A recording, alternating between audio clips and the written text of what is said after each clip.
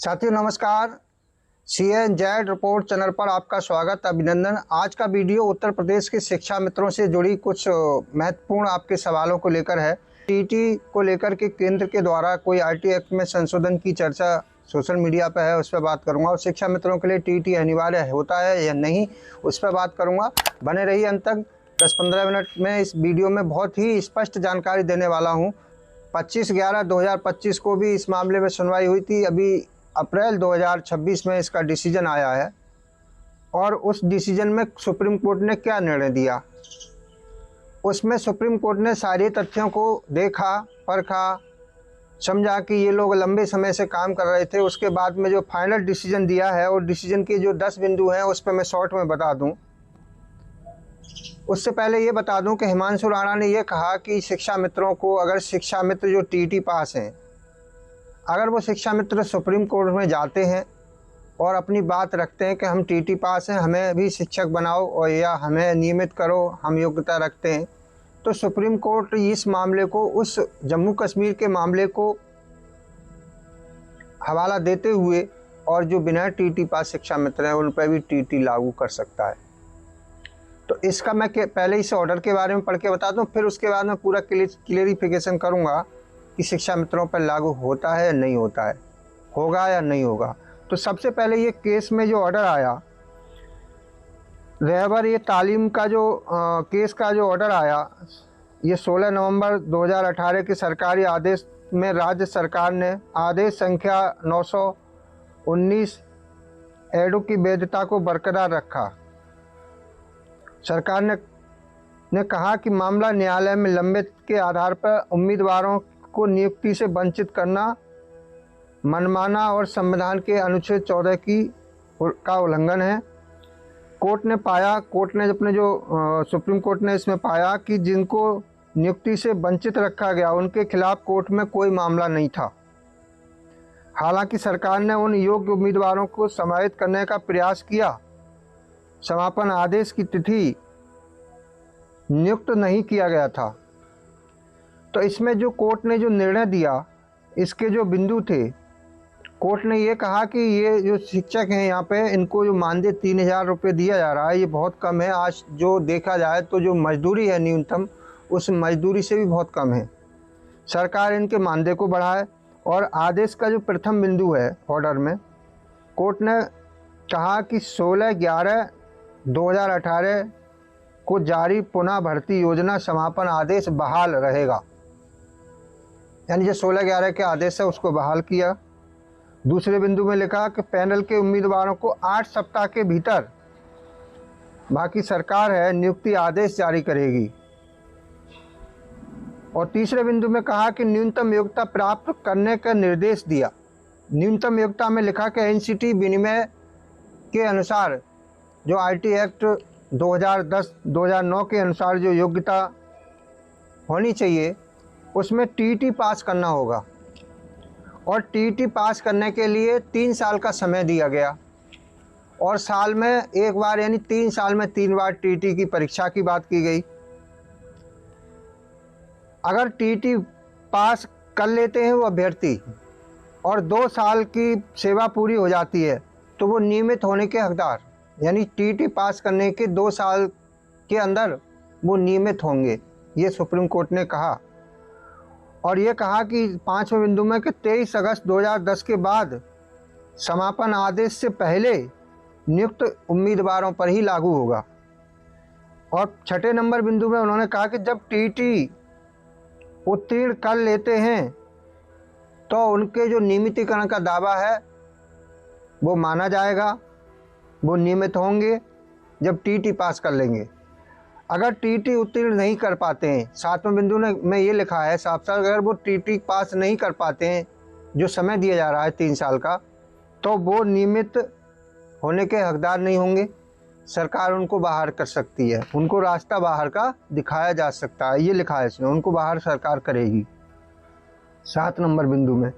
8 number बिंदु में लिखा है ये परिस्थिति सभी उम्मीदवारों पर समान रूप से लागू रहेगी। 9 नंबर बिंदु में कहा गया कि ये निर्देश निर्णय तिथि से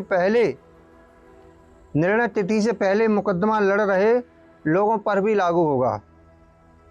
और सुप्रीम कोर्ट ने कहा कि अनुच्छेद 142 का पावर का इस्तेमाल करते हुए ये निर्णय दिया जा रहा है, इसको और आदेशों में नज़ीर नहीं बनाया जाएगा। इसको ये भी इसमें लिखा है तब तक राज्य सरकार मानदेय पर बढ़ाने पर काम करेगी, क्योंकि उनका मानदेय न्यूनतम मजदूरी से कम है। तो ये तो हिमांशु राणा ने इसको इस कोर्ट के आदेश के अनुसार शिक्षा मित्रों के लिए लिखा कि अगर शिक्षा मित्र वहाँ जाते हैं, मांग करते हैं, तो इस तरह से उनको टीटी सभी के लिए अनिवार्य हो सकता है। लेकिन मेरा जो मानना है, देखिए शिक्षा मित्र अभी सहायक अध्यापक के पद पर नहीं है, वेतन नहीं ले रहे हैं, तो शिक्षा मित्रों को टीटी लागू शिक्षा मित्रों को इस तरह नहीं होगा। इतना 100% मैं सिक्योर कह रहा हूँ कि जब भी शिक्षा मित्र अगर शिक्षक बनेंगे तो शिक्षक बनने के लिए अब टीटी पास करना होगा। बिना टीटी के शिक्षक नहीं बन पाएंगे। अब वो बात अलग है कि सरकार से अगर शिक्षा मित्रों का संबंध रहेगा, सरकार विधि करेगा जो और राज्यों में उसी पद पर किसी अन्य पद नाम से शिक्षा मित्र के नाम से नियमितीकरण का रूप दे सकती है बिना टीटी के। और सरकार के पास ऑप्शन रहेगा, अगर जैसे सुप्रीम कोर्ट का आदेश है कि टीटी अब अनिवार्य है, तो सरकार विभागीय टीटी भी करा सकती है। अभी हिमांशु राणा जी से कहना है कि आप लोगों ने उत्तर प्रदेश के लाखों शिक्षा मित्रों का रोजगार छिनवाया, आपने उनके खिलाफ कोर्ट में खूब कानूनी लड़ाई लड़ी और उस आदेश से प्रभावित होकर 10,000 से प्लस शिक्षा मित्र इस दुनिया में नहीं रहे। अब आप थोड़ा कोर्ट कचहरी का काम कम कर दीजिए और आपके द्वारा शिक्षकों को भी टीटी लगा दिया गया, ये भी आपकी देन है, ये शिक्षक लोग बताते हैं। लेकिन आपसे मैं ज़्यादा कमेंटबाजी नहीं करना चाहता, लेकिन आप शिक्षा मित्रों के नाम लेने से दूर रहिए, क्योंकि शिक्षा मित्र जानते हैं कि आपकी वजह से ही उनकी नौकरी गई थी।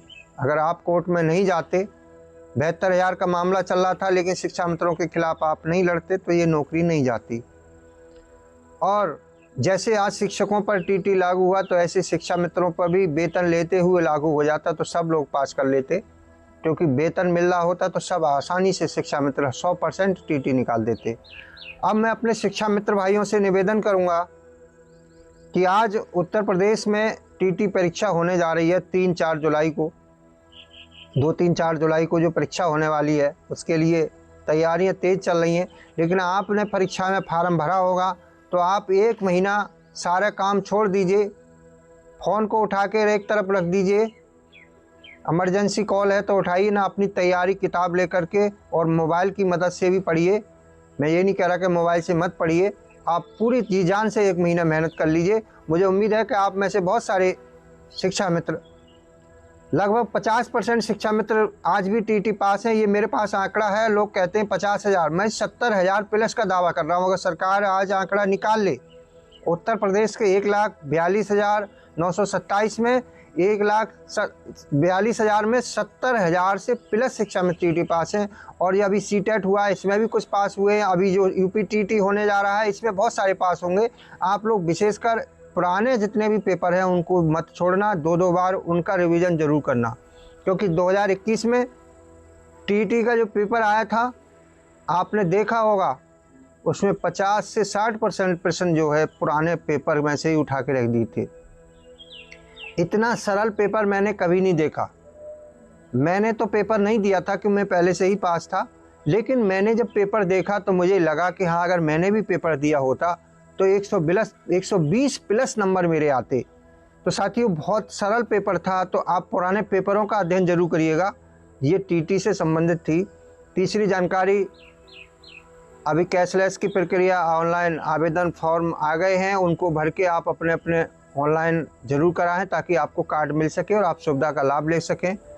चौथी सूचना ये है कि अभी हिमांशु राणा ने टीटी बेशक लगवा दिया और आप लोगों के दिमाग में है टीटी, लेकिन अच्छी बात है कि हम सभी लोग टीटी पास हो जाएं, तो ये हमारा कलंक सभी के सर से हट जाएगा। कुछ 2-4% नहीं कर पाए, बात अलग है ना, 90% मुझे उम्मीद है कि पास कर लेंगे।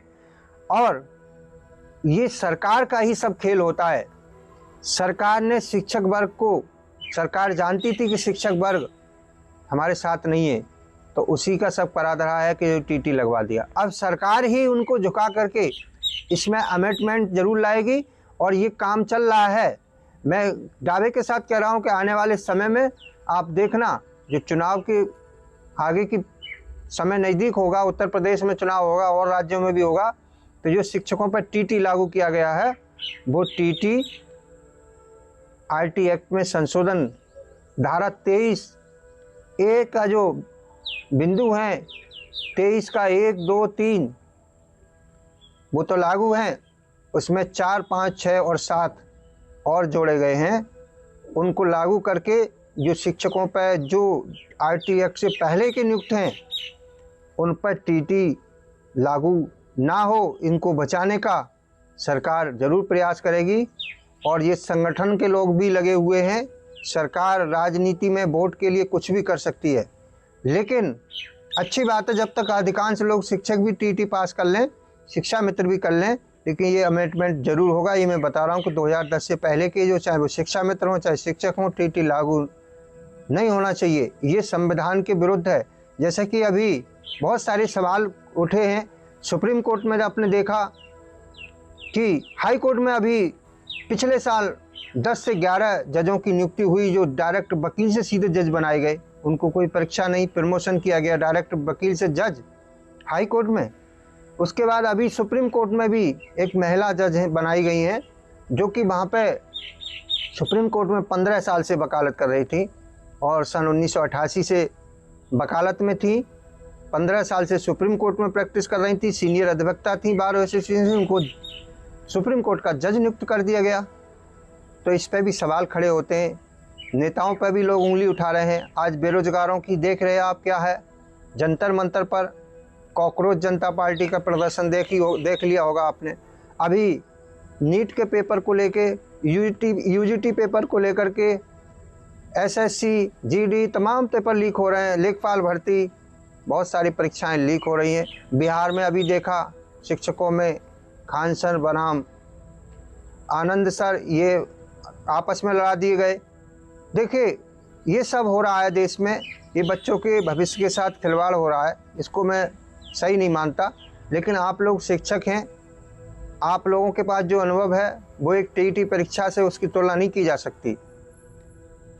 फिर भी मैं सरकार से ये निवेदन करूंगा कि जो भी रूल्स हैं वो आने वाली पीढ़ी पर ही लगें, आने वाली जो नई नियुक्तियों पर लगें, पुरानी नियुक्तियों पर नए रूल्स नहीं लगाए जाएं, ये मेरा निवेदन है। अच्छा, मेरे द्वारा दी गई जानकारी आज के वीडियो में आपको कैसी लगी, एक बार लाइक कमेंट करके ज़रूर बताइएगा। मिलेंगे अगले वीडियो में। नमस्कार, जय शिक्षा मित्र, जय हिंद।